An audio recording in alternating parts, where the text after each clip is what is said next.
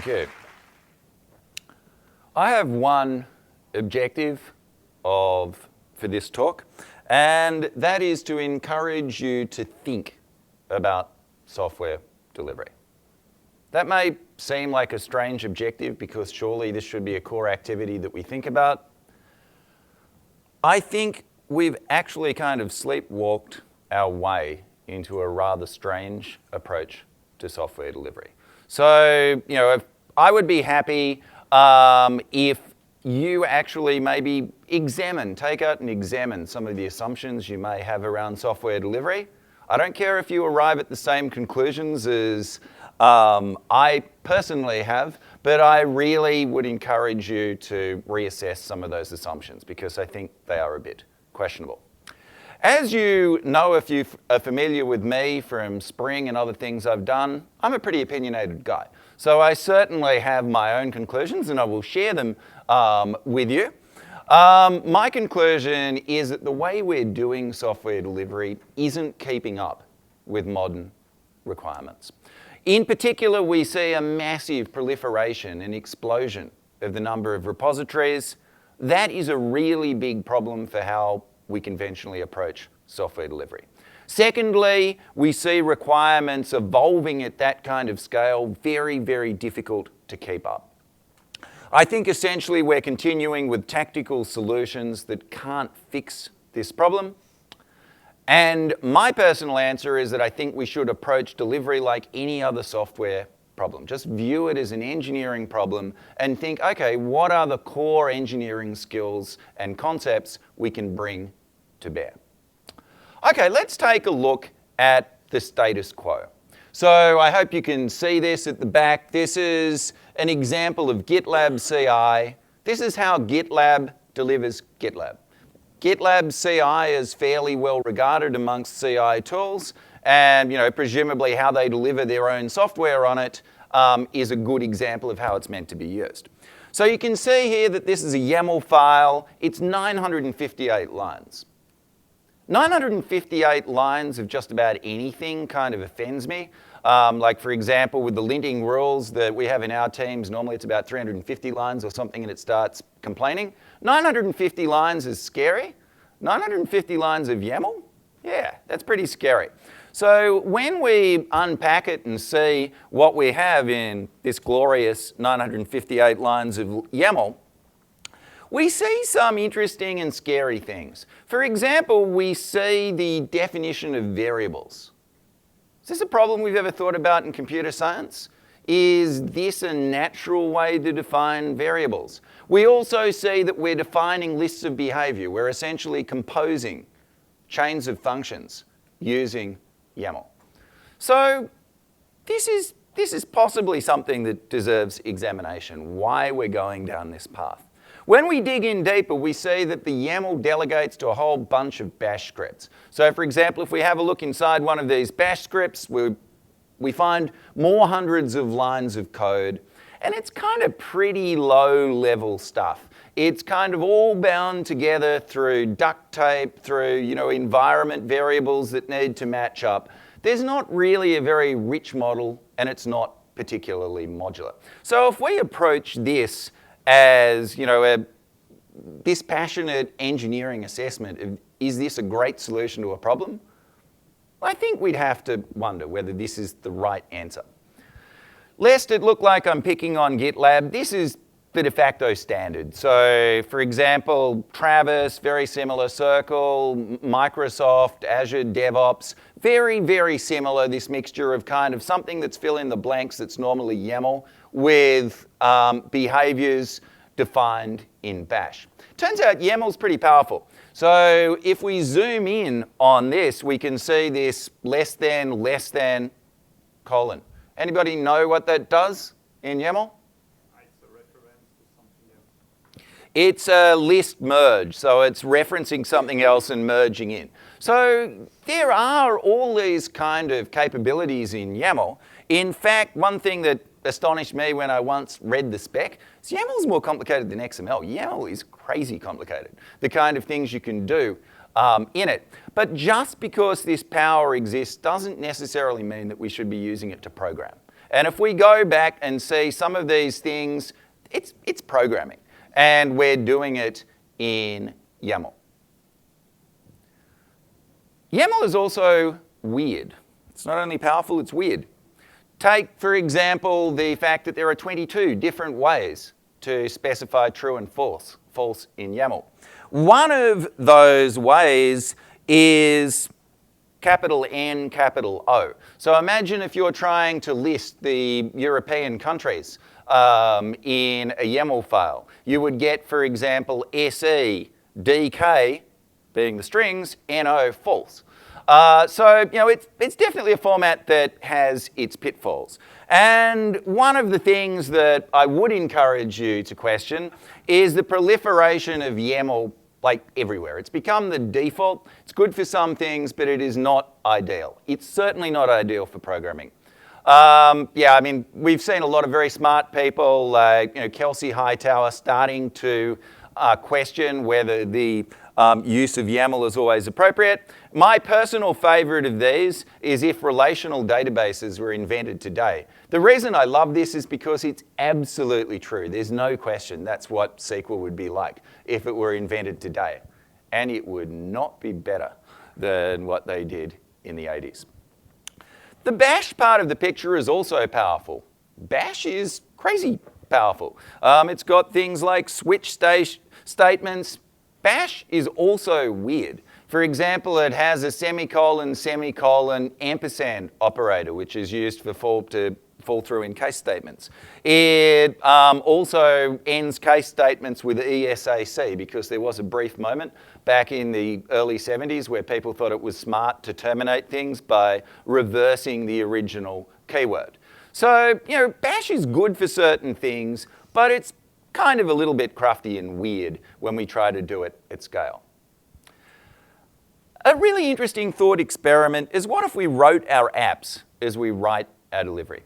So let's suppose we, regardless of our language of choice, maybe some of us like Clojure, some of us like Java, Scala, TypeScript, whatever, consider whatever language and think maybe we should abandon it. We should write our apps the way we deliver them.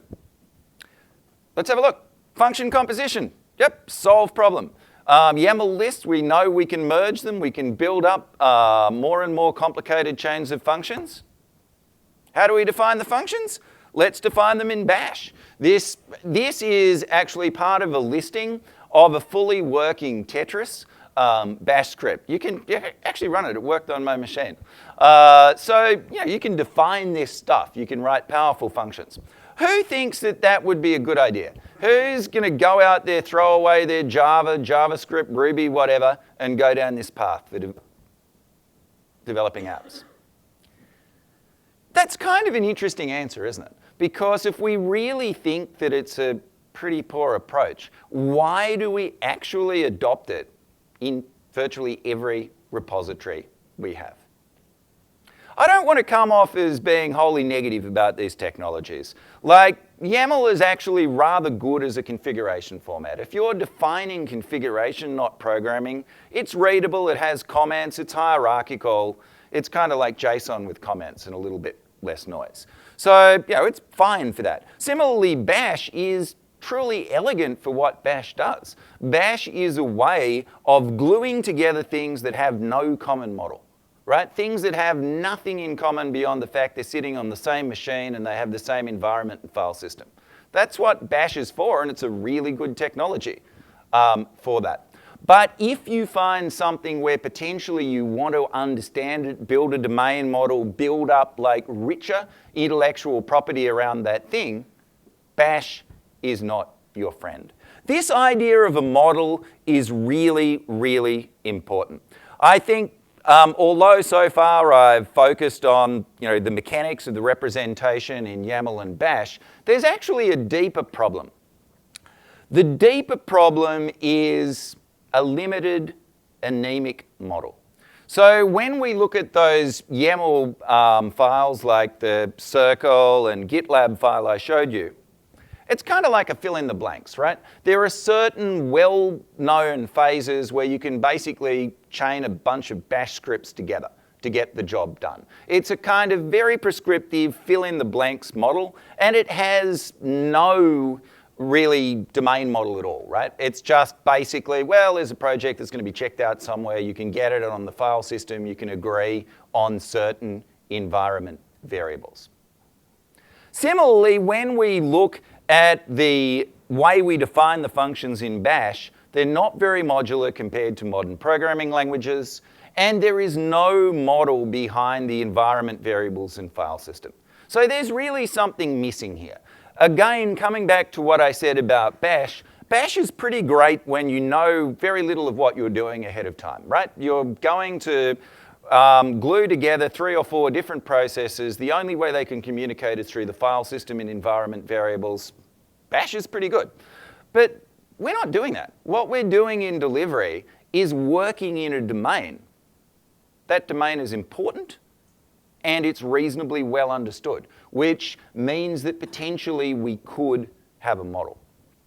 The fill-in-the-blanks approach also applies regardless of whether we use YAML to represent it or maybe use some kind of UI.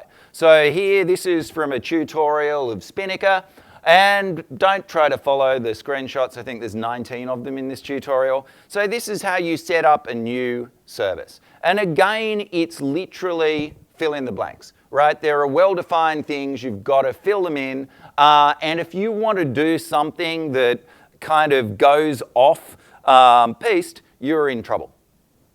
The same objection occurs to, I think, Jenkins pipeline as code. Again, you can share functions and that's kind of good. With Jenkins, you have a bit more of a domain model than you get purely with Bash. That's good. But fundamentally, you get this notion of a Jenkins file in every repository that's kind of a little bit fill in the blanks and then shared functions somewhere. So it becomes difficult to truly customize behavior. So, essentially you need a crystal ball when you define the tool in the first place to see everything that people are going to want to do. You have to define the blanks to fill in. So lest this seem like theoretical rambling, let's look at some of the practical problems that occur because of this. Probably the most important is proliferation of pipelines. Back in the days when, say, we had even in a pretty large organization, our line of business might have a handful of multi-million line applications. Back then, it didn't really matter that they each had their own build pipeline, right? Every 5 million line application is sufficiently different from another 5 million line application that it's fairly reasonable for it to have its own build pipeline. That's not what we have anymore. We're moving to a world where we have hundreds or thousands of relatively small repositories. And this is happening even in pretty conservative organizations. So regardless of whether you call them microservices, whatever you call this trend, it is a very, very real trend and it's taken us to a different place. So now if you look at some of the issues and limitations you see with the YAML and Bash style approach, it doesn't get better when you scale it out 1,000 times. It gets much harder to maintain, it gets much harder to evolve. So I think the biggest single way in which conventional software delivery, I think, is struggling with new requirements is in dealing with this explosion of repositories because it's led to massive duplication. What we really want is not one individual pipeline per repository, but we want policies for our organization. For example, we might say we want Black Duck or Artifactory or SonarQube or all three on all our projects. That requirement doesn't look like how it's implemented in 1,000 different pipelines that you've got to track down and modify. Secondly, there's a lack of testability. I mean, as far as I'm aware, generally what people do to test whether their change delivery flows work is they just push them out and see whether something falls over. So, when we look at something as an engineering problem, we tend to think about testability. And if we're not thinking about testability, that to me is a sign of hacking rather than engineering. And I've already talked about this point, but the lack of a model behind the file system, one of the problems with that is that you don't gradually accrete value. If you don't really have enough of a model to start with, every single thing you do is a tactical, let's hack a bit here and solve this problem. You're not actually able to build value. The way, if you have a domain model, somebody implements something on top of it that's helpful, somebody comes and builds on that, gradually you accrete far more value. But you can't do that without the table stakes of having some, defined, meaningful model in the first place. So why this matters? Every organization has unique requirements for delivery, and presently they don't typically have the tools to make those requirements reality. Let me illustrate this by two anecdotes about Atomist customers. One is a financial institution in Canada, the other is a bank in Australia. The Canadians have a 47-slide deck that they've internally socialized, and it explains how delivery should work in their organization. And there are many wonderful things in it. Static code analysis, approval gates, CVE detection. It's really good stuff. The only problem is it's exactly that. It's a 47-slide PowerPoint deck. And some of it is used in some projects. It isn't used in totality anywhere. They're just not able to get to that reality. Similarly, the bank in Australia, one of their architects showed me their security document and the security rules that apply to creating new services. It's looked like about 100 pages thick. It was actually physically printed out. And it required, I think they had to have something like 5 YAML files in each project to set up security rules. Whether that's a good idea, I don't know, but that's what they said they wanted to do. The fact is they're not doing it because, with the best will in the world, developers can't read 100-page documents and comply with that perfectly every time. So the problem is there's again that gap between aspiration and reality that should really be addressed by better delivery tools. Given that there are a lot of theoretical and practical problems, it makes me wonder why we continue to do delivery this way. So one possibility is we think delivery isn't important. So, hacking is fine. I mean, to be honest, I think this is a big part of how we got here. That it was never anybody's highest priority, right? It was always somebody who got called in to make something build or maybe tweak the build a little bit rather than anybody strategically empowered to make it awesome. I mean, obviously there are some organizations that have evolved beyond that, but I think that's fairly typical of where many organizations are. So that, we simply don't care about engineering concepts because we're just hacking it.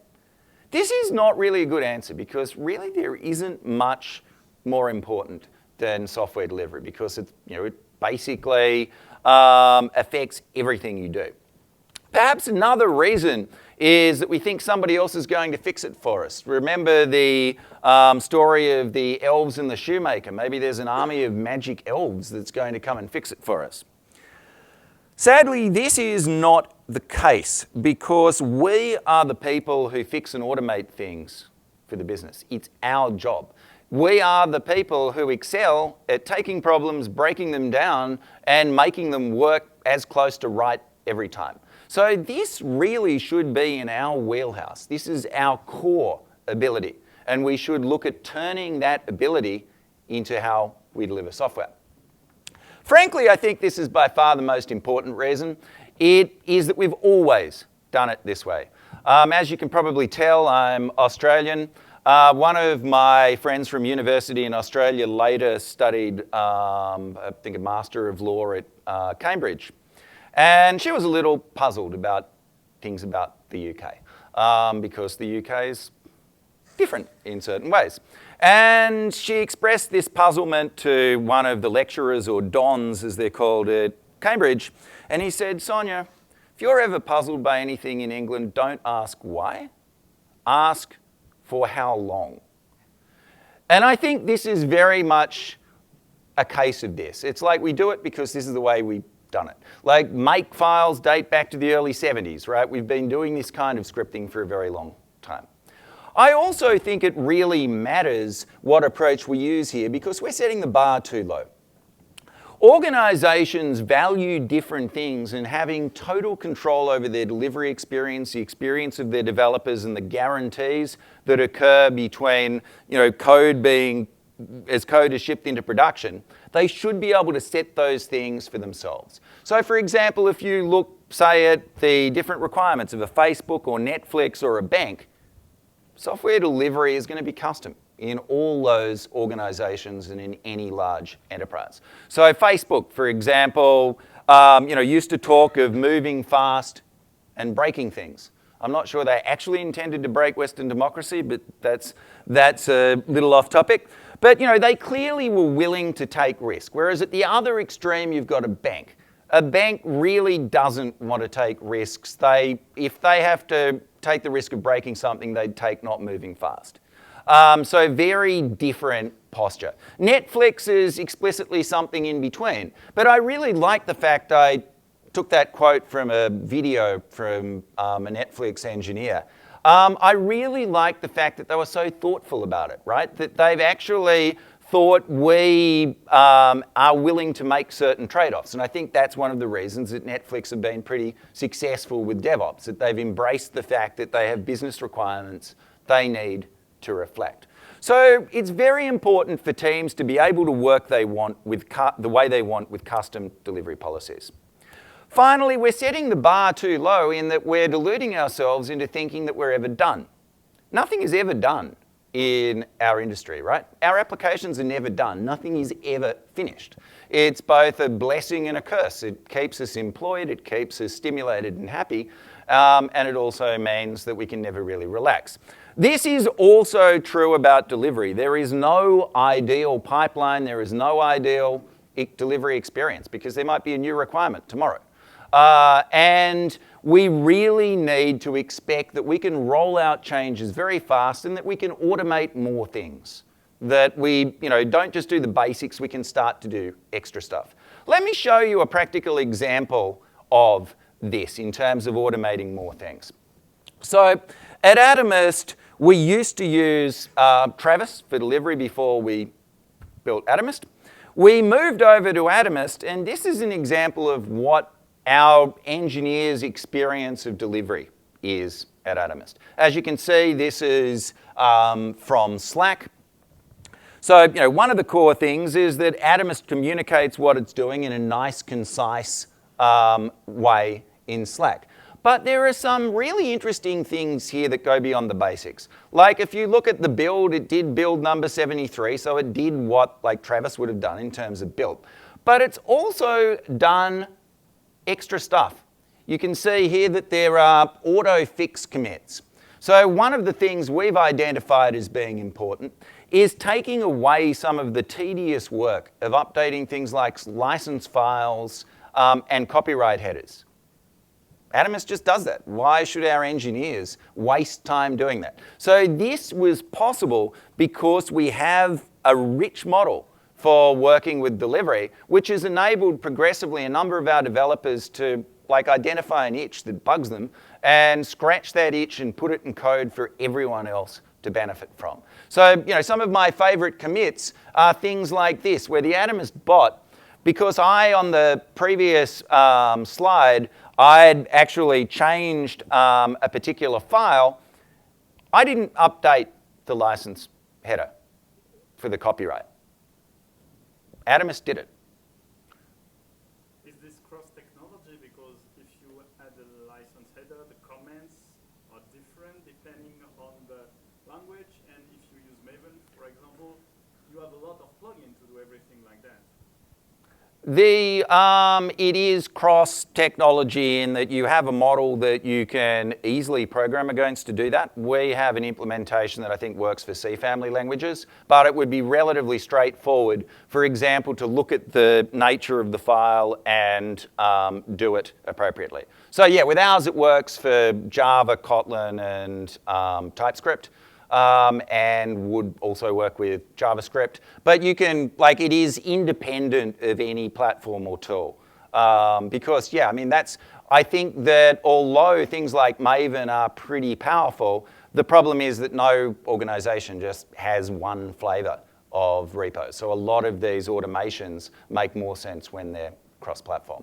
So it means that this kind of tedium we can get away from, and that's a win. It makes people happier. It means that they don't need to spend cycles doing stuff that's boring and low reward for a developer. So how do we get to that state of having a more sophisticated experience and being able to build further things? Well, I think when we look at moving delivery forward, we should take inspiration from advances in development and infrastructure. So let's think, for example, about the experience of J2EE. As you know, I lived that, and I'm sure in Chicago many of you have lived that kind of experience as well. It was horrendously complex. J2EE was scary. Of all these things here, that was about the only artifact that actually did anything. And the first approach in dealing with that was to draw pretty pictures. So we tried things like forward generation with rational rows, various MDA tools. It's hard to understand today, but like, say, 2001 to 2003, many people regarded coding as a second-rate activity. The architects were going to come along with their MDA tools. They were going to forward engineer code, and it would all be much better. Well, we know what happened. What happened was the breakthrough of what Martin Fowler dubbed POJOs, plain old Java objects, technologies like Spring and Hibernate and Pico Container, etc., that enabled plain old Java objects to get rid of a lot of that cruft. You didn't need to generate it because you actually didn't need most of it. Along with embracing the power of code, there was embracing the importance of testability. I mean, for me, the biggest aha moment in the genesis of Spring was when I was reading about unit testing, and I thought, well, this is all irrelevant. You can't unit test an EJB, so therefore TDD doesn't work. And then I realized, that's precisely the wrong way around. If you can't do TDD with this technology, it has a real problem. So, one of the other key learnings here is that the more you can enable fast round trips and the more you can enable testability, particularly unit testability, the bigger the overall win, the bigger the resulting quality, the better the resulting quality, and the greater the productivity. Another couple of things that were learned from Spring were the importance of portability. Try to have a programming model that's as decoupled from the environment as possible so it'll run in different places. That, of course, stood Spring in good stead when it powered the move of Java to the cloud. And finally, the notion of cross-cutting concerns, for which we look to aspect-oriented programming concepts. So fundamentally, it was embracing the power of code. And like now, roll the clock forward, it's not just Spring. Spring Boot has made it even simpler. Node's pretty great. There are a bunch of these technologies that actually make it delightful to write applications. And they do it not by embracing drawing pretty pictures. They do it by saying, let's focus on the code and give you a framework to make the code really nice. When we looked at infrastructure, deploying apps was hard. Roll the clock back 15 years ago, you deployed stuff substantially using a forklift. There was no API for a forklift. Provisioning was literally a physical activity and included physically moving servers and racking them up.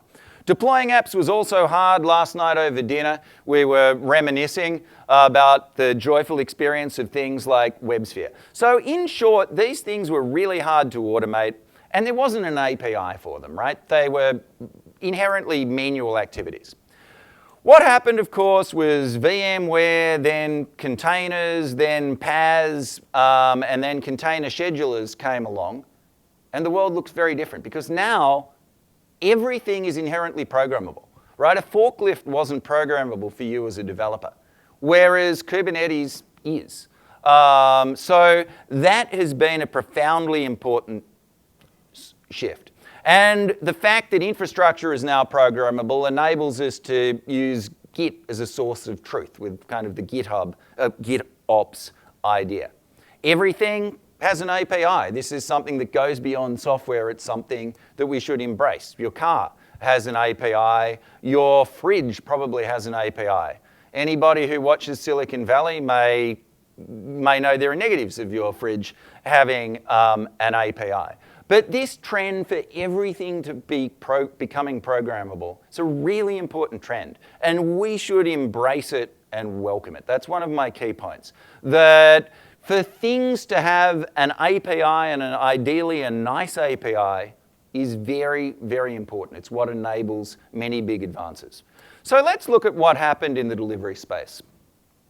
In delivery, we had the key inside of CI. This CI and CD. This was a really, really big deal. It's one of the most important ideas in our discipline in the last couple of decades.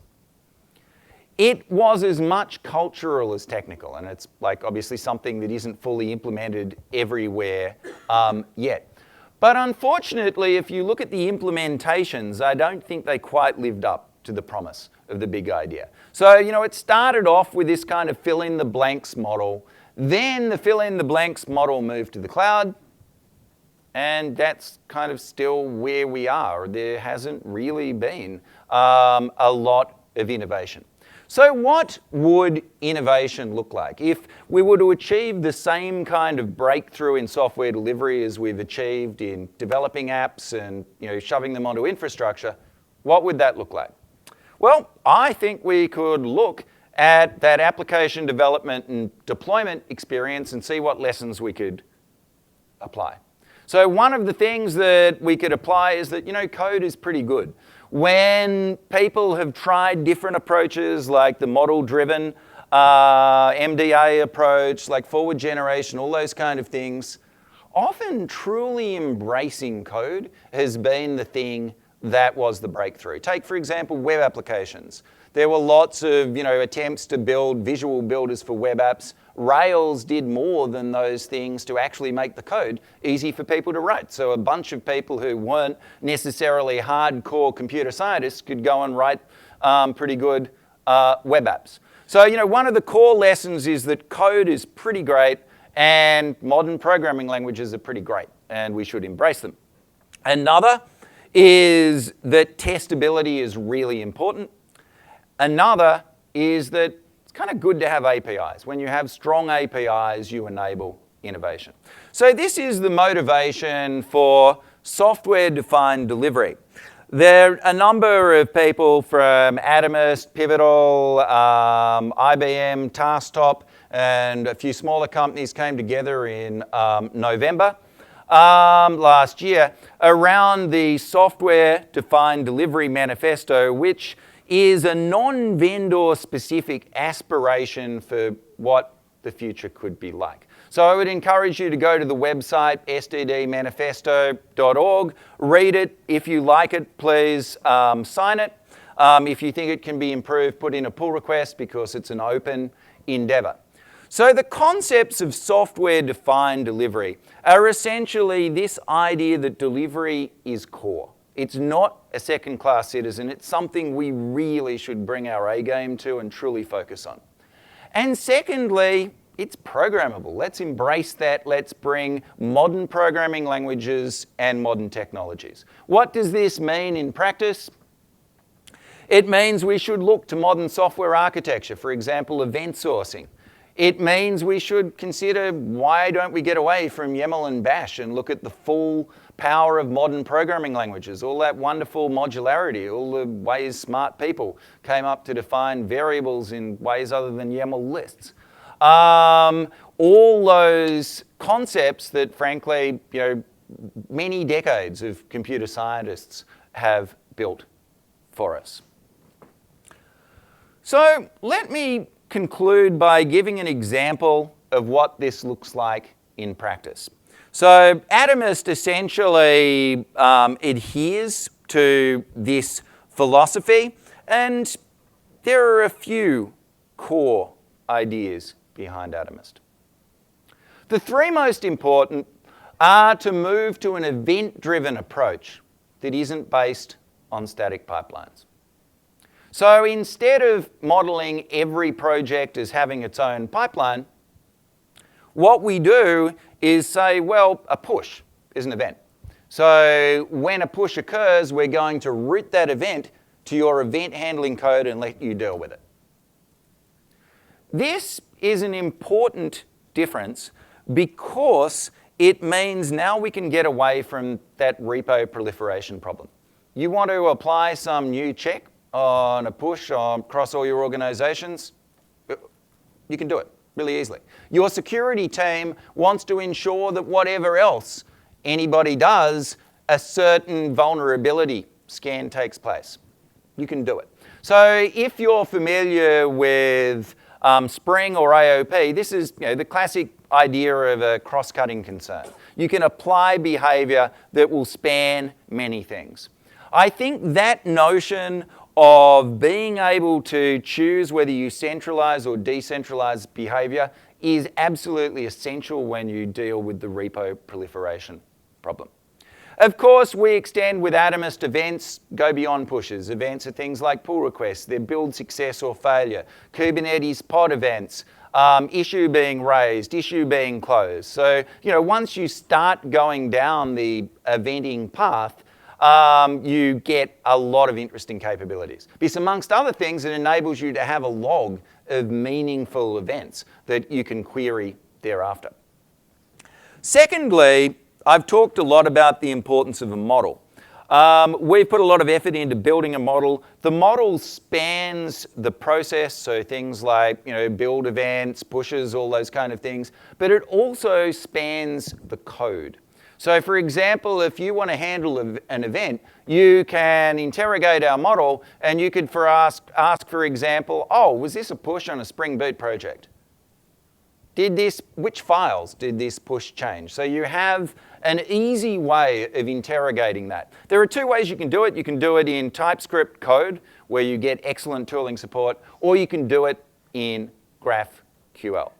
So thirdly, one of the core ideas is do it in code. So don't try to program in things like YAML. Actually take a modern programming language and express your behaviors in that. So when you handle events or implement other automations in Atomist, you do it in code using TypeScript. Our architecture is a hybrid architecture where we have a server that's a service that's sitting in the cloud that's ingesting events from GitHub, Bitbucket, other build systems, etc., and sending those events down to any number of workers, which can run anywhere you please. The workers communicate over WebSockets with GraphQL with the service. The workers are actually node processors. We started off going down a path where we defined our own DSL, and we learnt the hard way what I've been saying, that real programming languages are pretty damn good. Like, we ended up having to reinvent some of these modularity things that you see people trying to reinvent in the YAML world as well. It's like, use a programming language, you get that for free. You get the NPM ecosystem for free. And frankly, TypeScript, I am an enormous fan of TypeScript. I think Microsoft and the team have done an incredible job. It also, given that a lot of our customers come from a Java background, it's much easier for them to pick it up than it is to pick up JavaScript. So we believe strongly in doing it in code, and that TypeScript is a really, really nice language in which to do that. Okay, let me give you a conclusion of showing you what this can look like with a practical example. This is based on a blog that I wrote a few weeks ago, which was inspired by that blog that I've linked to on the bottom from Adrian Collier. How many people are familiar with The Morning Paper? The Morning Paper is published by Adrian Collier in the UK. He basically reads interesting computer science papers, chooses ones that he thinks deserve more attention, and summarizes them. It's a really, really interesting read, because he usually chooses things that are inherently interesting but have practical applications. So he found an interesting paper that discussed the implications of secret leaking in public repositories. And the conclusions were really quite disturbing. The conclusions were that a surprisingly high proportion of repos do leak secrets, and that existing techniques for solving this problem aren't particularly good. This problem really matters. There have been numerous cases of individual developers getting bills for thousands of dollars because somebody found their AWS token or the like and went off Bitcoin mining. And also a leakage of this nature caused Uber a couple of years ago to leak the details of 75 million riders. So it's a serious problem. The nature of this problem is that it's a typical cross-cutting concern, right? The requirement would be, we want to ensure that no secrets can leak out of our organization. So we basically want to do that, not in one project, not even with all our Maven projects or whatever. We want to do it with everything. We want to be looking for the secrets that potentially are exposed and flag them. Ideally, if possible, try to prevent that push occurring, but if not, at least notifying people that they're going to have to revoke that secret. So the paper that Adrian found established that the most effective way of doing this was actually regular expression scanning. They found, interestingly, people have tried various other approaches that seem smarter, like some ML approaches, and they apparently don't work as well as regular expression scanning. So basically what you need to do is, across all your repositories, you need to be able to, on every push, scan every file to see if there are potentially any leaked secrets. This is an example of a cross-cutting concern that affects a whole organization. There are lots of these. Things like code quality analysis, CVE detection, promotion gates, and maintaining invariance. The last one I think is pretty interesting because a lot of these things are inherently custom. So particularly at enterprise scale, I mentioned, for example, that bank in Australia. They have, I think it's 5 security files specifying roles and the like they need in every repository. So that would dictate for them a custom invariant of, like, every time someone pushes, check that those files are still there and they're valid. So a lot of these things, particularly in the enterprise, are inherently custom. Okay, let's look at the solution to the secret scanning approach. How can we solve this? Well, one thing we could do is we could go and edit every one of our CI pipelines to put in a secret detection step. I think we can say that is not an attractive approach. That really isn't what we're going to want to be doing, because it's a lot of work. And what happens if we get it wrong? Like, we put our secret detection shell script in all our projects in a step that references. What happens next time we need to update it? We're back to square one. We could add a Git hook to each repository that developers work on. This would be one of the advantages of the second approach, is that now it potentially could get the problem before the push. So that would definitely be interesting and ideal if that were possible. The challenge again is that we're going to have to roll that out across many repositories. There are certain tools that can help us do that. There are some things that do that. So it's reasonably interesting, but the problem is we're now going to be reliant on all our developers running the same setup. So although that's an interesting part of the solution, it's not really the whole solution. We could add a server-side Git hook at organizational level. That will be possible on certain products, like I believe that's possible on GitHub Enterprise. It's not possible on github.com. Not surprisingly, they're not willing to let you put in server-side Git hooks. I wouldn't either. So the problem with that as well is, what happens when you have more than one requirement, right? You're going to get your Git hook gradually becoming more and more complex. Finally, you could do something like add a GitHub action. That's probably the best of these. The problem with that, though, is it is specific to a particular SCM provider. Wouldn't it be nice if we could do it portably? Let's have a look at how we do it in Atomist. As you can guess, we do it in code. So I hope you can read this. I know these screens are not very big. So basically, this is what we call a push impact listener. Remember that I mentioned we have an event-driven approach. We not only give you the ability to subscribe to events at a low level, we give you a framework. That's kind of a bit like the spring boot of delivery, where you can respond to a particular event like a push, and you can get a rich model. So you can see here that I'm looking, depending on the configuration in the options, I'm either looking at just the files that were changed in that push or all files in the repository. Like very likely we only want to scan the files that were changed because otherwise we're going to do a lot of work every single time. I haven't shown you the sniff project implementation, but it's very straightforward. Remember the points about testability and portability. We have a project abstraction that isn't tied to Git. It isn't even tied to the file system. You can unit test it with an in-memory representation, which means that this code worked first time because it was unit tested before it went anywhere near production.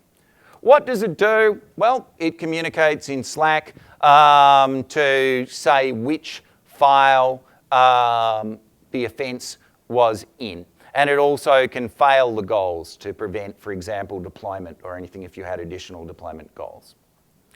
The programming model is portable, which means, remember how I said Git hooks would be good because they'd spot it before it got to the server? Atomist model is portable. There is open source, what we call Atomist Local, that doesn't require the Atomist service. You can run it on your local machine. It basically installs Git hooks across all your repository. So you get this complete programming model that works locally, so you can run both. So you can run it locally and you can also run it on the server. If you run it locally, it has a feed where it displays messages. Personally, for this one, I would probably make it a bit more aggressive, like just putting in code to make an operating system toast message or something like that. But that obviously would be pretty straightforward. Because the model is quite extensive and flexible, you can use the same code to run it on demand. Like, for example, if you're onboarding this solution and you've already got lots of repositories and you want to actually ask it to go check repositories that haven't been pushed to for a while, you can easily expose a command that you would run either through the web interface or Slack. So hopefully this gives you a taste of the kind of things that are possible when you have a rich model. So essentially this is what we call a software delivery machine. So it gives you a framework for automating delivery and anything else that you do around your code or process that you do often. It is backed by a rich model and it allows you to express unique and sophisticated requirements. If you're interested in trying what I showed, you can go to the Atomist developer page, or if you go to blog.atomist.com, you can see that blog which has a repository that you can clone that does the secret sniffing. So I'd like to leave you with the challenge of looking at your own delivery. How many pipelines do you have? How much YAML? How much bash? And how many tasks are you doing by hand, like updating those license headers that could be automated if you had a better solution? Or alternatively, how many of those tasks are you not doing when you should actually be doing them? How easy is it to make changes in your delivery flows at organizational scale? When you make a change, can you test it? Imagine what more you could accomplish if you applied engineering principles. So essentially, a software delivery machine gives you the ability to take tactical solutions and make them strategic, make them organization-wide, make them the result of thought about what you really want in delivery across your organization, and make it possible to keep it up to date. It's essentially an application that delivers your software. If you think about it that way, it's actually one of the most important applications that you have in your organization, and you should embrace it and nurture it. So that's all I have. I hope that at least it encouraged you to ask some questions about how we do software delivery and what the next level might be. Please, if you're interested in discussion, join the community at community.join.atomist.com. Also, if you go to our community Slack team, you'll see examples of Atomist in operation, which might be interesting. Thank you.